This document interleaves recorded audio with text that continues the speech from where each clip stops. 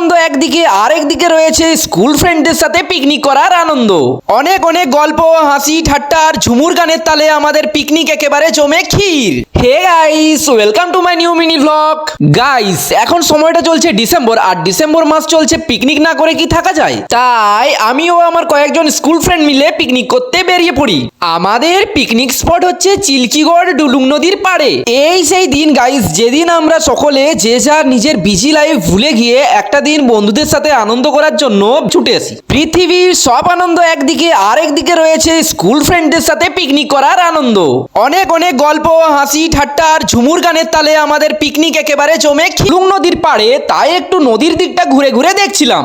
তখনই আমার এক ফ্রেন্ড এসে বলল, আলো আলো पेट तो खाड़ो पुड़ुआ आलो। तभी मैं भाग के गया क्योंकि मुझे बहुत जोर से भूख लगा था। আমাদের মেনুতে ছিল স্যালাড, ফ্রাইড রাইস, চিকেন কষা, পনিরের তরকারি, মিষ্টি, পাঁপড়। খাওয়া দাওয়া শেষ করে নিজেদের জিনিসপত্র সেখান থেকে গুটিয়ে রোড শো করতে করতে আমরা চললাম বাড়ি। তোমরা আরো মিনি ব্লগ দেখার জন্য করো সাবস্ক্রাইব। বাই।